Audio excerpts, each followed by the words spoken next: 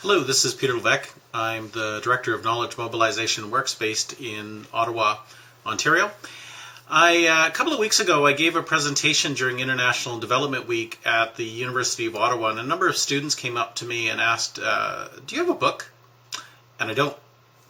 And so I thought, what I'm going to do, instead of writing a book, and the amount of time that writing a book takes, is I'm actually going to talk about knowledge mobilization in discrete pieces.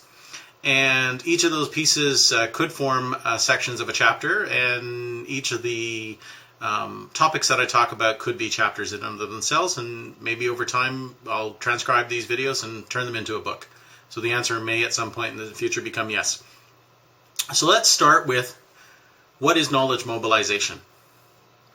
Knowledge mobilization I describe as making what we know ready for service or action to build value. Now, that could be almost anything. So really what knowledge mobilization as a term is an umbrella term. And it includes a whole range of activities. And those activities include the management and mining of data and information, so knowledge management. It includes the movement of data, information, and knowledge from one operational context to another, so knowledge transfer. It includes the creation of synthetic and multiple formats of reports and findings and evidence, knowledge translation. And it also includes the exchange among similar parties as well as across sectors, so knowledge exchange. So, and not just the exchange in itself, but also the creation of the infrastructure, the development, the facilitation, the maintenance of venues and conditions for dialogue and debate and exchange. So central to all of these activities and perspective is that concept of making knowledge ready for service or action to create value for individuals and societies.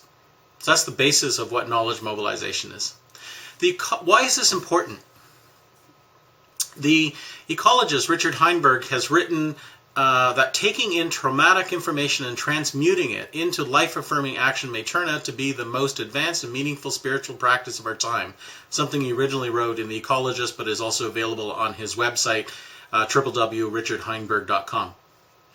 The production of research articles, for instance, research articles and reports, requires that considered thought be invested in the ensuring that the findings are transmuted into meaningful, life-affirming action.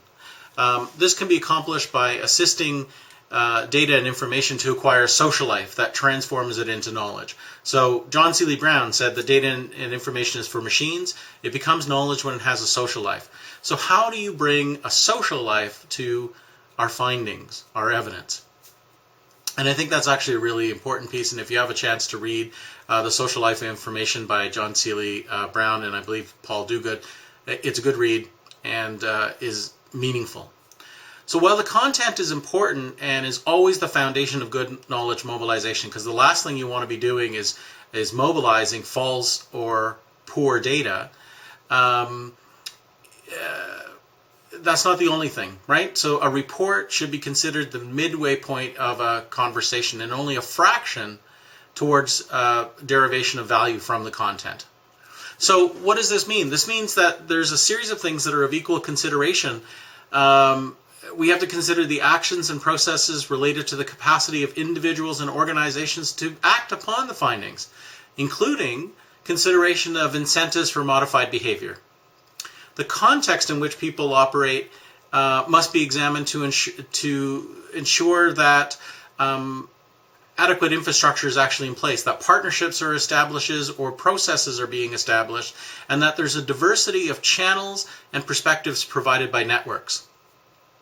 Furthermore, the overall culture that supports the push and pull of knowledge, while important, pushing stuff out, trying to pull people in, it must be extended into diverse linkages and opportunities for exchange.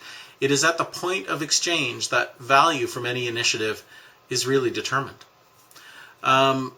So yesterday I was providing some commentary on a project that involved research related to children and youth, and some of my comments included that the knowledge mobilization plan for the project has to be active, so engaging representatives, the academy, the community, government, and business in dialogue, as well as having passive strategies, right? Sort of static multi-format reports. It should have synchronous events such as facilitated face-to-face meetings, further extended by asynchronous artifacts produced that can be accessed online at the convenience of the viewer or the reader. It is recommended, when I talk about written materials, it's recommended following the Canadian Health Services Research Foundation guideline of 1-page executive summary, a 3-page policy summary, and a 25-page, thereabouts, full report with all of the data and appendices and methods and theories and everything else that accompanies a detailed report. So that's an example.